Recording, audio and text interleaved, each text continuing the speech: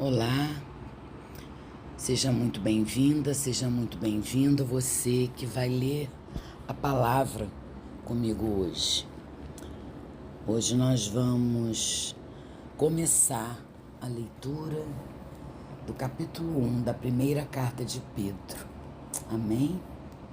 Vamos orar pedindo ao Senhor para que nos capacite o nosso entendimento. Abra nossa mente para receber a sua palavra, amém? Em seguida, eu vou fazer uma breve introdução e a meditação da palavra. Vamos orar. Pai querido e Pai amado, graças te dou, Senhor. Graças te dou porque só o Senhor é digno de toda honra, toda glória, todo louvor, toda adoração. Obrigada, meu Deus, por nos amar. Obrigada por ter misericórdia de nós, porque elas se renovam a cada manhã. Somos tão falhos e pecadores. Perdoa, Senhor, nossos pecados. Agora abre a nossa mente, abre o nosso entendimento, nosso coração, para receber a Tua palavra que é viva e eficaz.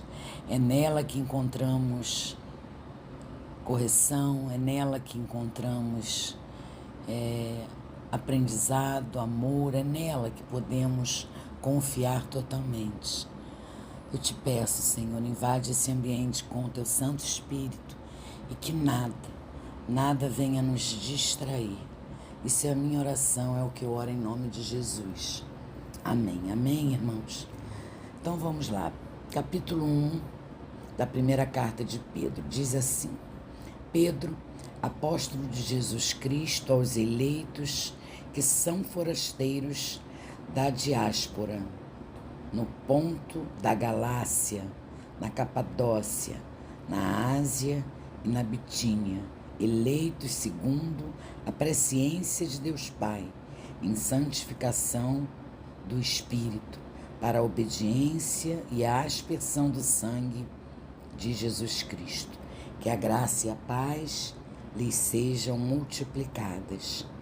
Bendito seja o Deus e Pai de nosso Senhor Jesus Cristo, que segundo a sua grande misericórdia nos regenerou para uma viva esperança, mediante a ressurreição de Jesus Cristo dentre os mortos, para uma herança que não pode ser destruída, que não fica manchada, que não murcha, e que está reservada nos céus para vocês, que são guardados pelo poder de Deus, mediante a fé, para a salvação preparada para ser revelada no último tempo. Nisso, vocês exultam, embora, no presente, por breve tempo, se necessário, sejam contristados por várias provações, para que, uma vez confirmado o valor da fé que vocês têm, muito mais preciosa do que o ouro perecível, mesmo apurado pelo fogo, resulte em louvor, glória e honra na revelação de Jesus Cristo. Mesmo sem tê-lo visto, vocês o amam. Mesmo não o vendo agora, mas crendo nele, exultam com uma alegria indescritível e cheia de glória, obtendo o alvo dessa fé, a salvação da alma. Foi a respeito desta salvação que os profetas indagaram e investigaram. Eles profetizaram a respeito da graça destinada a vocês, investigando qual a ocasião ou quais as circunstâncias oportunas que eram indicadas pelo Espírito de Cristo, que neles estava, ao predizer os sofrimentos que Cristo teria de suportar e as glórias que viriam depois desses sofrimentos. A eles foi revelado que não para si mesmos, mas para vocês, ministravam as coisas que agora foram anunciadas a vocês por aqueles que pelo Espírito Santo enviados do céu, lhes pregaram o Evangelho, coisas essas que os anjos desejam contemplar. Por isso, preparando seu entendimento, sejam sóbrios e esperem inteiramente na graça que lhes está sendo trazida na revelação de Jesus Cristo. Como filhos obedientes, não vivam conforme as paixões de vocês. Não vivam conforme as paixões que vocês tinham anteriormente, quando ainda estavam na ignorância. Pelo contrário, assim como é santo aquele que o chamou, sejam santos vocês também, em tudo o que fizerem, porque está escrito: sejam santos, porque eu sou santo.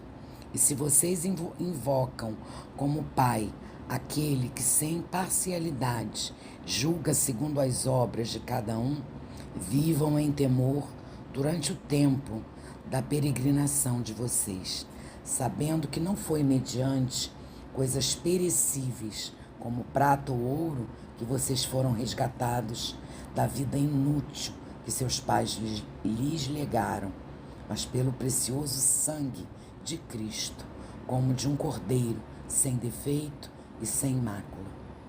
Ele foi conhecido antes da fundação do mundo, mas foi manifestado nestes últimos tempos em favor de vocês. Por meio dele, vocês creem em Deus, o qual o ressuscitou dentre os mortos e lhe deu glória, para que a fé e a esperança de vocês estejam em Deus.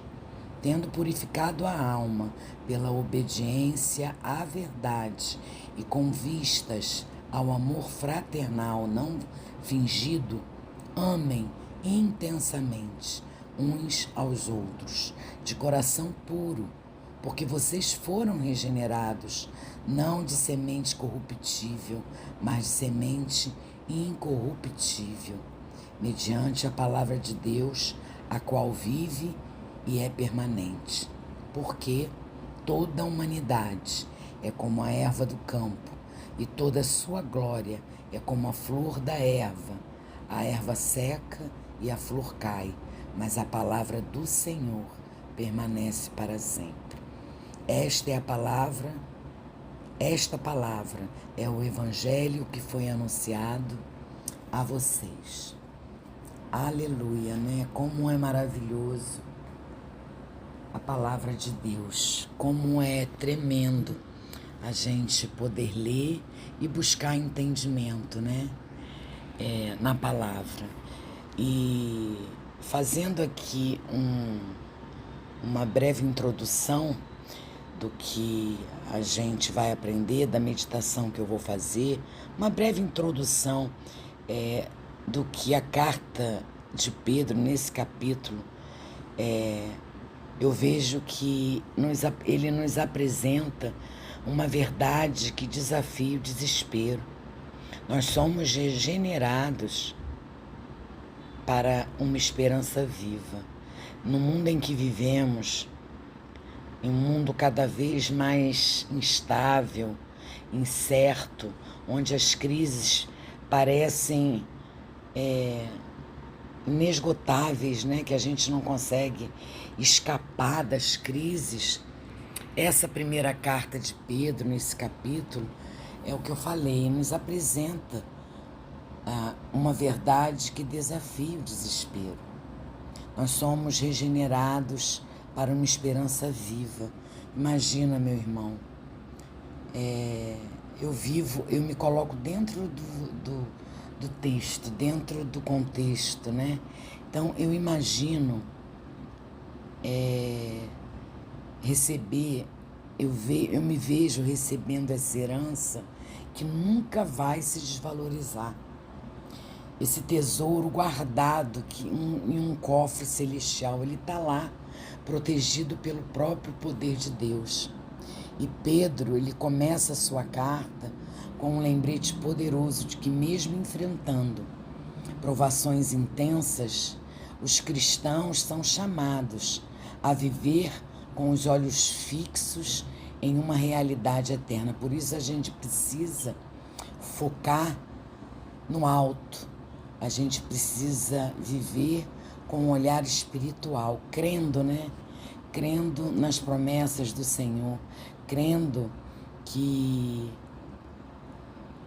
a nossa herança nunca vai se desvalorizar. Que o nosso tesouro ele está guardado em um cofre celestial. Pedro escreve aos peregrinos dispersos, lá no versículo 1, ele fala que aqueles que, embora vivendo em terras estrangeiras, têm a sua cidadania no céu. Ele nos convida a uma jornada de fé que não é definida pelas circunstâncias desse mundo, pelas circunstâncias temporais, mas pela obra eterna de Cristo. Como é tremendo! E é nesse contexto que ele revela o segredo para que enfrentemos qualquer adversidade, para que enfrentemos qualquer crise, qualquer problema. Uma fé preciosa que o ouro é uma fé mais preciosa que o ouro, forjada no fogo das provações e sustentada pela graça divina. É isso que Pedro nos revela nesse contexto. É esse segredo para que a gente enfrente qualquer adversidade, que a gente tenha uma fé mais preciosa que o ouro, forjada no fogo das provações e sustentada pela graça divina.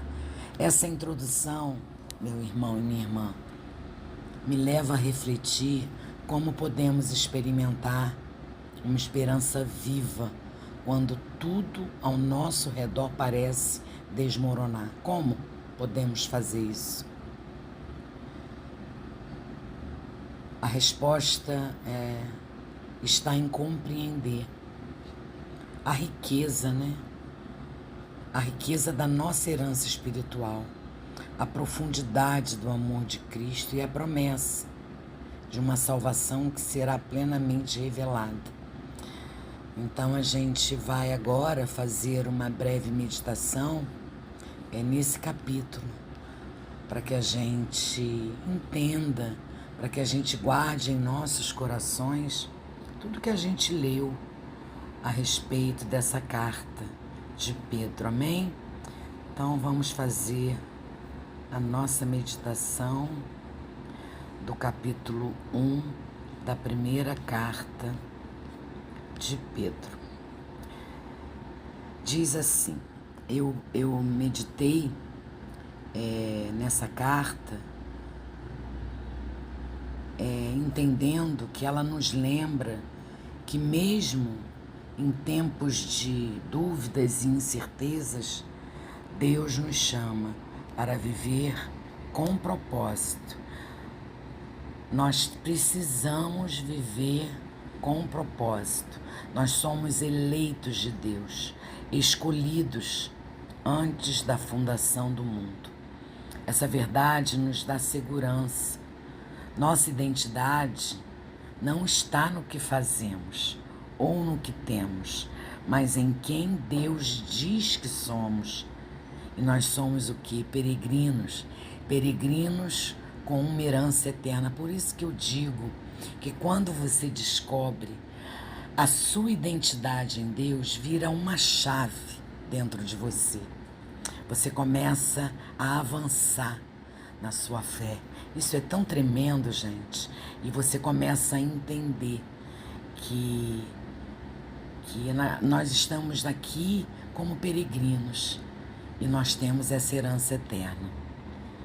Pedro, ele nos mostra que a esperança cristã, ela não é estática, ela não é uma esperança qualquer, ela é uma esperança viva. A gente vive essa esperança todo dia, só a gente abrir o olho que a gente vive a esperança do que Deus tem pra gente, da vida eterna, da ressurreição. Essa esperança, ela se baseia na ressurreição de Cristo e nos impulsiona a enfrentar as provações com coragem. Eu entendo que eu sempre oro ao Senhor e sempre falo com Ele: Senhor, por pior que seja o que eu esteja passando aqui, nada se compara à glória que eu vou viver com o Senhor. A glória no céu, tá perto do Pai, junto ao Senhor. Então, nada se compara com a glória de Deus, nada se compara com a esperança de que um dia a gente vai estar junto a Ele na glória com o Pai. Então, assim, essa é a minha a minha esperança, é o meu incentivo, entende?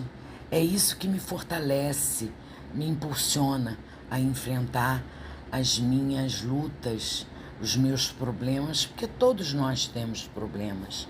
Não somos livres de ter problemas. E aquele que não tem, vai ter, com certeza.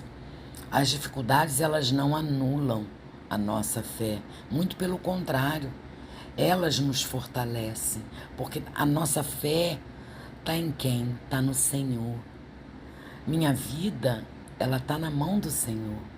Então, quando eu me achego a Ele e digo a Ele: Pai, eis-me aqui, eu não suporto, eu não estou aguentando, está nas Tuas mãos, eu quero descansar, porque eu sei que é o Senhor que vai resolver essa pendência. E é Ele que resolve, e é Ele que dá uma solução, entende? E essas dificuldades é que nos fortalecem. Como diz o texto, né? Como diz o texto, o capítulo: assim como o ouro é purificado no fogo, nossa fé é refinada pelas adversidades. O resultado é uma confiança inabalável em Deus, mesmo quando tudo ao redor parece incerto. E é verdade. Quando a gente vive esse relacionamento, aconteça o que acontecer, venha o que vier, você encontra força em Deus. Não tem... eu não sei explicar, irmãos. Quando você tem essa consciência, quando você tem isso dentro de você, tudo pode acontecer, mas você sabe que você não está sozinha. Você não vai passar pelo vale sozinha. Essa é a diferença. Essa é a diferença daquele que tem o Senhor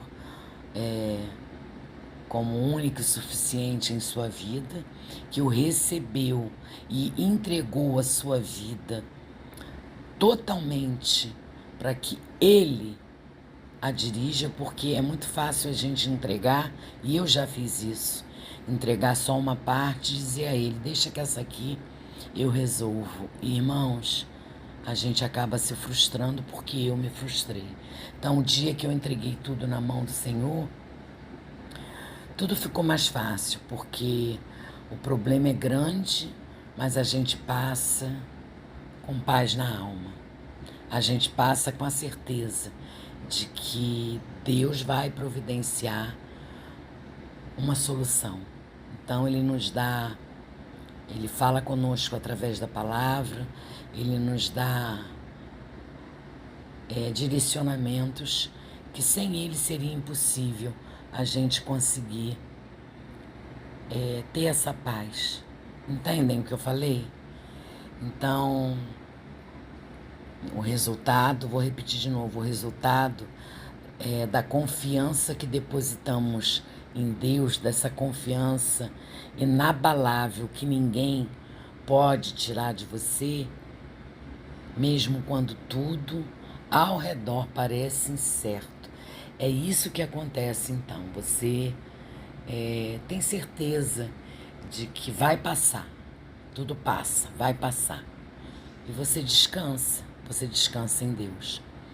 Esse texto, esse capítulo, nos chama à santidade.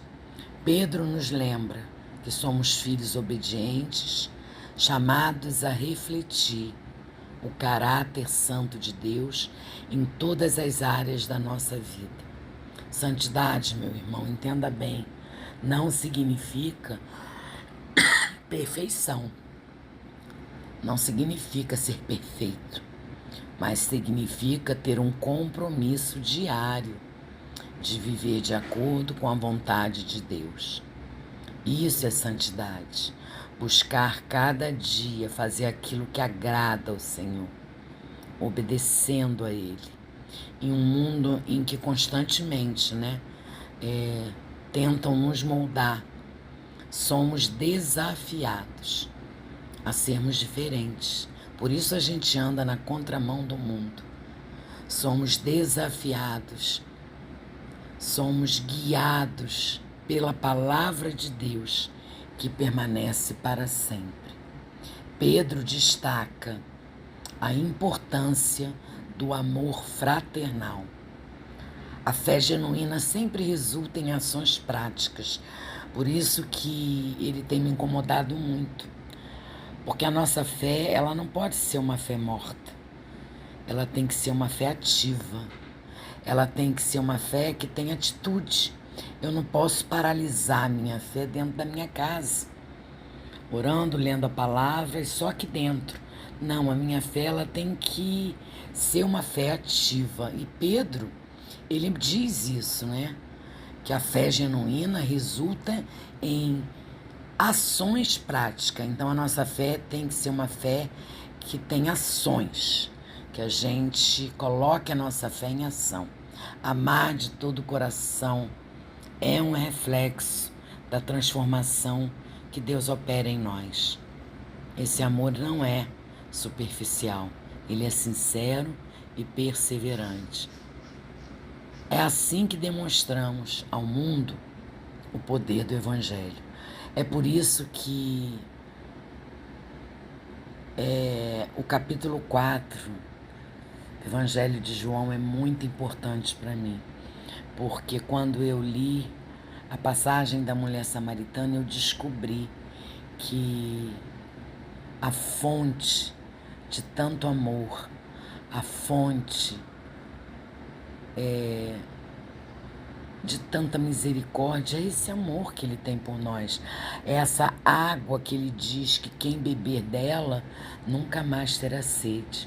Então, quando ele transborda, quando ele jorra em nós essa água que é o amor, a gente passa a transbordar para o outro, para quem está do nosso lado.